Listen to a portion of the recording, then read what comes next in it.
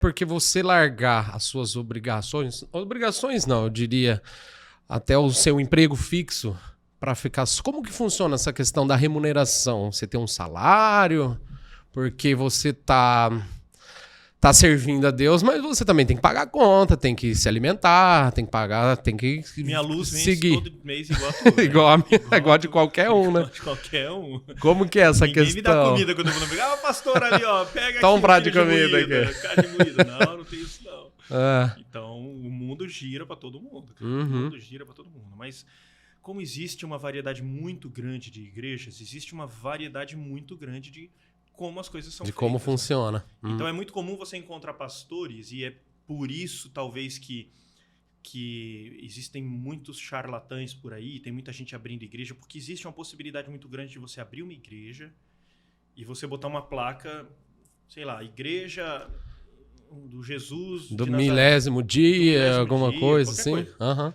E aí você bota uma placa e é a tua igreja, a igreja que você fundou. Você não tem nenhuma outra igreja. Como a se qual fosse você Você tá abrindo um CNPJ, uma empresa nova. Exatamente isso. Uhum. Diante da prefeitura é isso que você é. Você tem um CNPJ, você tem algumas regalias por ser um serviço eclesiástico. Ah, daí não paga, por exemplo, imposto. Não paga IPTU, você Aham. tem desconto de impostos na conta de água e na conta de luz. Uhum. Poucas coisas, mas existem Mas alguns tem. benefícios, sim. Uhum. E aí você começa a atrair pessoas. E nesse caso, como a igreja é tua, você não está vinculado a ninguém. Existem pessoas que fazem isso de uma maneira muito séria. E existem pessoas que fazem isso de uma maneira muito aproveitadora. Eu acho que em qualquer ramo de atividade, né, tem o profissional de boa índole e tem o mal intencionado, Você né? tem políticos que valem a pena Todo. você receber teu voto e o político que não vale nada. Você tem o policial que você tem medo de encontrar com ele na rua e o policial que você torce para encontrar com ele na rua. Exatamente. Diante de você. Você tem o professor que você nunca colocará o seu filho para estudar com ele e você tem aquele que você torce. Por favor, lecione para o meu filho. E você tem pastores que eu não colocaria meu filho, minha família, para sentar nos bancos da igreja dele, e tem pastores que eu gostaria de ser ovelha deles. Ah, Então, entendi. em todas as áreas. Você tem até apresentadores de podcast que vale a pena e outros que não. Exatamente. Fora o pessoal da técnica. Né? Também. Então, você tem em todas as áreas, você tem gente que presta e que não presta, e não dá para ser diferente dentro da igreja. Porque todos estamos numa mesma prateleira.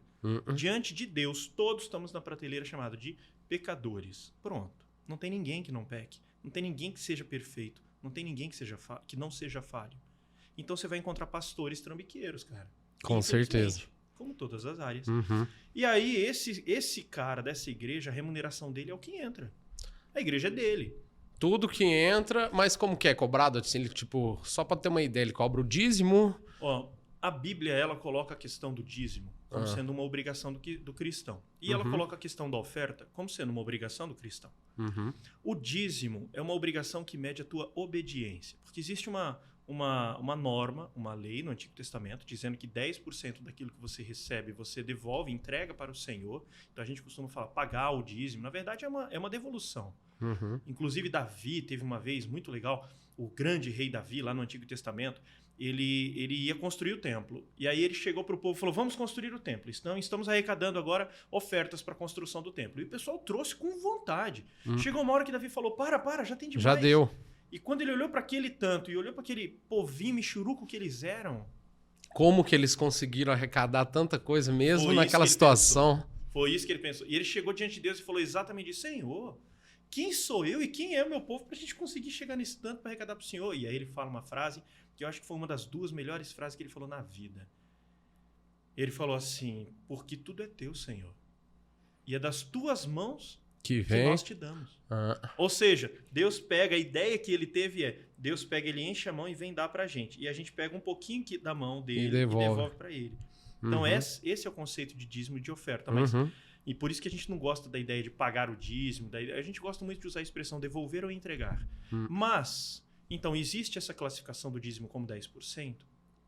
Existem, eu sei, não vou entrar no detalhe de teólogos, de pastores e padres que questionam essa ideia e dizem que isso é algo do Antigo Testamento, que no Novo Testamento coisas mudaram. Por exemplo, a Congregação Cristã no Brasil é uma denominação que ela inteira é contra o dízimo. Então existe isso também. Existem pessoas que interpretam de maneira diferente. Mas eu vou usar a interpretação mais clássica, mais convencional, da maioria. 10% ele mede a tua obediência. O dízimo, Deus fala o seguinte, o dízimo tem um valor fixo, tem uma finalidade específica e ele mede algo específico no teu coração. Ele é 10% do que você ganhar, do bruto ou do líquido. Isso daí, conversa com o teu pastor, isso são detalhes. Tem uma finalidade específica, ele diz lá, para manutenção do templo, para manutenção da casa do Senhor. Então, é para fazer funcionar a igreja e essa igreja investir em novas igrejas. E cuidar de pessoas, etc. e tal, claro. E ele mede algo específico dentro do teu coração. Se tem uma ordem, então quando você começa a negligenciar essa ordem ou negociar com ela, então Deus sabe que tem um rótulo na sua cabeça, todo mundo sabe que tem um rótulo na sua testa. O rótulo é desobediente.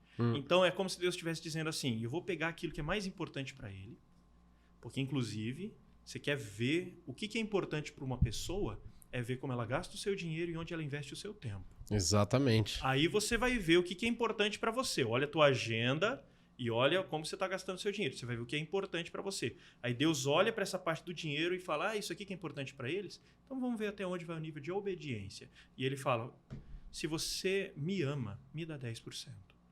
E aí com isso a gente consegue medir a nossa obediência. Senhor, se eu te entregar 10%, eu não vou conseguir pagar as contas. Então mede a obediência, mede a confiança, porque ele fala, só me entrega e deixa Até que eu resolvo. abre mão de alguma coisa e... Vamos ver até onde vai a tua confiança, tua obediência. Aí a oferta.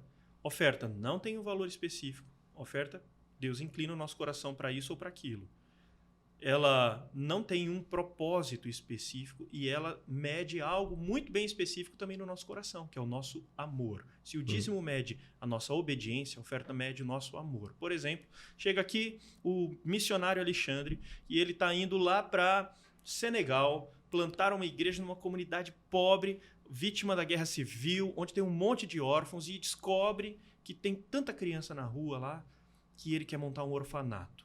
Então, antes de ir para lá, ele passa nas igrejas e mostra o projeto. Mostra o projeto. E eu olho aquele negócio e falo, rapaz, gostei desse negócio, gostei desse projeto. Como é que eu faço para participar? E você fala, cara, eu estou recolhendo ofertas. Então, a minha oferta vai medir o meu amor por essa causa, por aquelas crianças.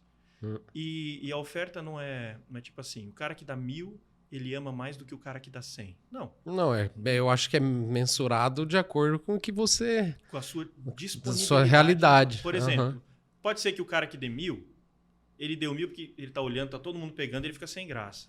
E ele ganha bem. Exatamente. Te abre a carteira, tá bom, vai. Às vezes o 100 faz mais falta. E o cara que ganha 100, o cara que deu 100, primeiro, faz mais falta. E segundo, ele tá tão feliz. Cara, como eu queria estar indo. Como eu queria estar dando tudo que eu tenho, mas eu não tenho. Olha, o que eu tenho hoje é só isso. Então, a oferta mede o meu envolvimento, o meu apego, o meu amor por uma causa específica. E não tem um valor específico, vai de acordo com a inclinação do nosso coração. Então, por exemplo, teve uma vez que eu estava num culto, uns 8, 10 anos atrás, não me lembro, quando houve uma grande enchente em Pernambuco. E algumas cidades foram inteiras inundadas. E um amigo meu, amigo conhecido, chegado, um pastor amigo meu, estava indo para lá para prestar socorro. E no culto falaram assim, vamos fazer uma grande oferta para enviar com ele, para ele socorrer o pessoal. Eu pensei, cara... Essa é uma causa que vale o meu dinheiro. Eu amo aquele povo. Eu morei lá 13 anos no Nordeste. Não em Pernambuco, mas no Nordeste. Meu irmão, na época, se não me engano... Acho que é isso. Acho que na época o meu irmão estava morando lá também, em Recife. Eu conheço o cara é sério, um pastor que... Mano, se eu puser dinheiro na mão desse cara, esse cara vai conseguir fazer diferença. Eu quero participar desse negócio, conta comigo. E eu tinha, na época, R$136 e alguns centavos na carteira, que era exato o valor da conta de luz. Uns 10 anos atrás, algo assim. Era exato o valor da conta de luz. E eu senti Deus dando cutucada, falando assim... Entrega. Dá tudo. Eu falava, Senhor, o Senhor sabe que eu tô querendo dar, mas, pô, é conta de luz. Como é que eu vou pagar minha conta? E aí ele só falava, minha parte é dizer, entrega, a tua parte é obedecer. Então, já falei, agora vamos ver o que você vai fazer. E aí eu incomodado, não por ter que dar. Com vontade, mas sabendo que tinha uma outra obrigação. Eu queria obedecer, eu queria dar. Eu estava envolvido emocionalmente com a causa. Eu tinha uma motivação divina, digamos assim, Deus cutucando, digamos assim, não, era exatamente isso. Deus cutucando e falando assim, eu quero que você entregue. Eu tinha uma motivação, um envolvimento emocional com o negócio. E eu tinha o dinheiro, só que esse dinheiro tinha um outro compromisso. Então, o meu problema não era falta de envolvimento, era falta de fé. Uhum. Ah, entendi. E eu pensava, Deus não vai dar conta, né? Como é que Deus vai resolver meu problema? Ele não vai conseguir. Como é que eu vou pagar essa conta depois? Eu tenho que ajudar Deus, né? Eu tenho que dar uma mãozinha pra ele e pagar essa conta. E aí eu fui lá e entreguei tudo. Cara, a sensação de você sair dali com Deus batendo no teu ombro e falando, parabéns, filhão. É isso aí. Sabe quando o molequinho de 5 anos de idade tá no jogo de futebol e aí ele marca um gol e ele, na hora ele já olha pra arquibancada e ele vê o pai em pé aplaudindo com um sorriso no rosto? Cara, era isso. Eu era molequinho naquele dia. Eu era molequinho e Deus estava falando pra mim, eu vou fazer um negócio lá. Eu vou socorrer esse povo. Eu vou fazer acontecer em Pernambuco. Pode ser através de você ou pode ser apesar de você. Mas ainda bem que você participou. Então eu quero contar com você nesse negócio. Então, a oferta tem essa inclinação voluntária. E aí esse carinha que abriu a igreja, ele recebe toda o dízimo e a oferta do pessoal e ele usa isso para administrar a igreja e sua própria vida. Ou se ele estiver agindo de má fé, ele pega todo o dinheiro e não repassa nada em prol da sociedade, verdade, né? Vamos supor que ele seja um cara de muita má fé. Ele vai investir na igreja. É o negócio dele, né? Ele vai investir. Né? E se ele não é um cara de má fé, ele vai investir na igreja também. O que muda são 2 áreas. É primeiro a mão que pega e segundo a mão que entrega. A mão que pega é porque o cara ele vai olhar para a Bíblia e ele vai saber. Deus exige que o povo entregue. Mas Deus tem propósitos muito específicos. Muito claros, né? Por exemplo, a Igreja Presbiteriana do Brasil é uma denominação com mais de 650 mil cristãos, 1000 presbiterianos esparramados pelo Brasil inteiro. Todas as igrejas, elas entregam um dízimo para o que a gente chama de Supremo Concílio, que é uma organização, é o topo da cadeia alimentar na Igreja Presbiteriana, né? É a liderança máxima nacional. Todas as igrejinhas, igrejonas, mandam o dízimo para o Supremo Concílio. Legal você explicar isso, porque eu não entendo muito bem a estrutura. Sim. Existem as igrejas locais, agora eu vou falar da IPB, da Igreja Presbiteriana do Brasil. Igrejas locais, elas são supervisionadas por um grupo de igrejas locais chamado presbitério. Quando se junta, 8, 10 igrejas locais, formam um presbitério. O presbitério fiscaliza essas igrejas locais. E vê se o pastor está levando a sério as coisas. Existe uma Constituição. A IPB tem Constituição, tem estatuto. Se eu pisar fora, eles vêm de cima para baixo. Legal a galera em casa entender um pouco que tem como que nós vamos não desviar, né? Mas já fica mais difícil agir de má fé, então. Aí, resultado, você tem igrejas como essa que eu citei no começo, que o dono é o pastor fulano de tal, ele não está vinculado a nenhuma outra.